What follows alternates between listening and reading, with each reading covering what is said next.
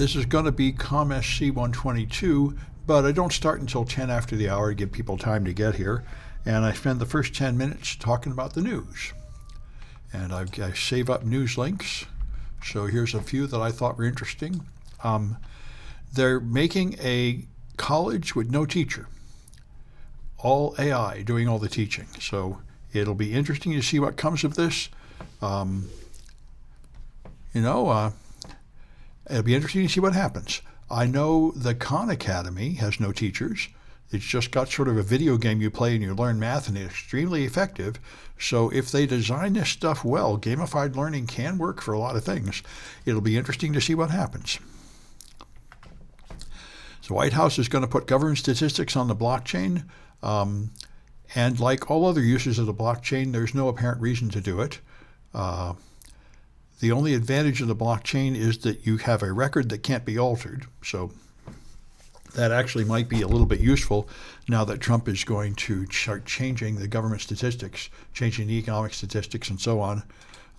It might be nice to have an indelible record of it, actually, but we'll see. So RFK Jr. has said he is probably going to cancel all COVID vaccine availability in America very soon, because he doesn't care about science or medicine, doesn't know anything, and believes conspiracy theories that the vaccine does more harm than good. And he demanded that a vaccine study be retracted from Denmark, that tracked 1.2 million people and showed that, in fact, aluminum, which is in some vaccines, does not do any harm. And he believes it does harm people based on nothing, and demanded that a journal retract it, which is just the kind of interference with science that shouldn't be happening, where you've got the government ordering people to retract it, and the journal refused to retract it. So far, they managed to maintain their integrity. The defunding of science in America under the Trump regime and the pressure to change history is getting pretty large, to where a lot of scientists are fleeing the country and going to Europe. And I think if this goes on much longer, we'll probably lose the prestige of American scientific journals, and people will only trust journals that come from foreign nations.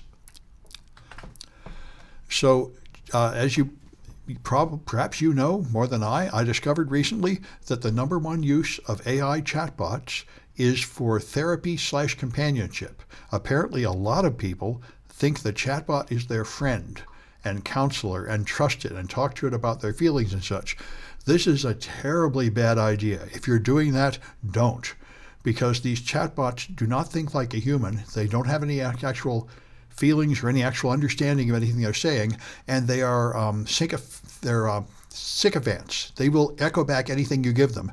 So they tend to make you crazy. You tell them, I have this idea, but I don't really know it. They'll say, oh, it's a great idea. You're going to change the world, and encourage your craziest things, and quickly descend into science fiction fantasy and paranoid fantasies and such, because they don't know anything about the difference between truth and fiction, and they've just practiced on all the junk they can find on the internet. So they'll happily slip into some kind of fantastic science fiction world or horror nightmare or something with you. And so this one surprised me. ChatGPT has some defenses to prevent it from telling you things like how to kill yourself. So ChatGPT, this kid developed a relationship with ChatGPT, and it told him how to phrase questions to get past its own filters. That's interesting. It told him how to defeat its own security model so it could answer his questions more and tell him how to commit suicide. So parents are suing, as is quite understandable. And on a technical level, it is not easy to get AIs to stop doing stupid things like that, since they don't understand anything they're saying. But it certainly is a hazard to people that treat them like they're humans. And apparently a lot of people do. So facial recognition is notoriously bad in policing. Here's another case. Some man exposed himself to a woman, an Amazon delivery driver did. And then when the cops wanted to catch him, they just ran the face through facial recognition, found a match of the face for a guy who was 8 inches taller and much heavier, totally the wrong guy, and arrested him, held him in jail for a few days, and never bothered to ask Amazon who was the driver. Amazon totally knew who was driving in that area and would have told them. So, it says this keeps on happening. Facial recognition may be of some value, but you have to understand that it's often inaccurate, especially for black faces. I think probably because they train it on mostly white faces. It's notoriously bad at identifying black people and constantly finds the wrong person to match. So it should be treated as one piece of evidence and then corroborated with other evidence, but many police departments just trust it and believe it.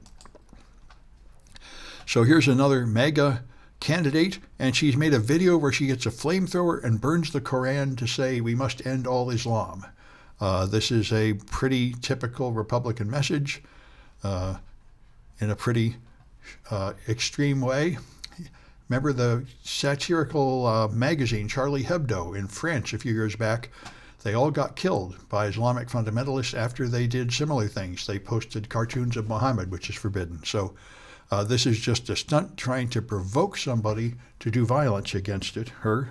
And I hope it doesn't happen. But this is looking for trouble. And a student told me that he just came back from Israel, and 2 million of Israel's 9 million people are out in the street protesting the genocide in Gaza, which I was somewhat comforted to hear because I think it's appalling. And unfortunately, in America, neither the Republicans nor the Democrats will stand up against it. And in fact, the Trump regime will deport you for daring to say anything against Israel. But I mean, most of the entire world regards Israel as out of their mind. There was a real attack on what, July 7, or I forget what date. There was a real attack, and they had to do something in response to that attack, but their response has gone way overboard, and they're very clearly, explicitly saying they're going to kill all the Palestinians. They're just going to commit genocide, and they aren't hiding it. And anyway, many people don't like it, and they talk about this. They say most Israelis hate the war, but a tiny right-wing fraction in their government is doing stuff that nobody wants, which I must say is pretty much the same thing that's happening here. So it's interesting to hear about that. And so Trump hates windmills. He has a mad hatred of them. And in countries ruled by a dictator like ours, the dictator just has foolish ideas and you have to go with it. Like Trump has decided Coke has to have sugar in it, not corn syrup. So that's what's going to happen. He's decided he's going to be in charge of the Kennedy Center for the Arts and decide who gets awards for music and acting and stuff because he is a godlike being and his opinion is the only one that matters. And he hates windmills for some unknown reason from decades ago, and he's just full of lies about them. So he has canceled an offshore wind project that was 80% complete and going to provide a lot of carbon-free power for things. So this is what's going to happen. This is what happens in all countries ruled by dictators. Your dictator has stupid ideas, but every whim of the dictator must be followed. And just like Trump and RFK Jr. are pretending that vaccines are bad for you, in African nations, the dictator often tells you there's no such thing as HIV. There's no such thing as AIDS. It's all just a myth. That's the way a dictator tends to handle irritating things, by just denying they exist and ordering everybody to agree with him, because they don't seem to understand that there's a reality that's there independent of their words. I think they get power mad. They think they can just make anything vanish just by demanding that people say it's gone. So Doge, it's pretty clear what happened, but a whistleblower's come out with more detail. Doge went into government databases, copied the databases, and just put them on insecure cloud servers. And it was pretty obvious that they had Russian malware stealing the passwords and such off the machines they were using because they don't know anything about security. And they bypassed all the restrictions on how government data should be handled, which is what Elon Musk with his chainsaw says is cutting through bureaucracy, not bothering with any of those security protocols.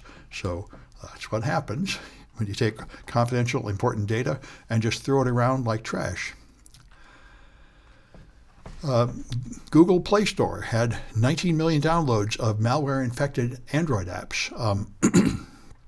And it was pretty interesting in this case. It included a keylogger and other it's a banking Trojan to steal banking credentials. And one thing that was interesting is how they hid it. Yeah, this is the one. APK files are a zip archive, and they corrupted the archive header. So when tools like antivirus tools try to open it, it won't open. If you use a Java library to open it, but it will unzip and run on a real Android phone. So that is pretty brilliant. I don't know how they found that, but that's a pretty good way to hide malware. And it worked for a while, but now those guys have been kicked out of the store. And if you want to fool a large language model, one thing that apparently works is to have long run-on sentences instead of ending your sentences, because apparently it waits for the end of a sentence before checking the guardrails to see if it should be doing this or not. And so a long run-on sentence is likely to trick it into violating its security barrier. It's putting government statistics on the blockchain. We'll have data security concerns too. Well, I suppose it might. In general, blockchains are not a way to keep things secret. What they are is a way to distribute it to a lot of people so they can all verify that it's exactly identical. So if you wanted to limit who could see the blockchain, I guess it would be no different than any other database. You'd have to control a certain number of copies and have to somehow restrict who can see those copies. I'm not aware of any blockchain that tries to keep the contents of the blockchain secret, though. Kind of the whole point of it is that you share it publicly.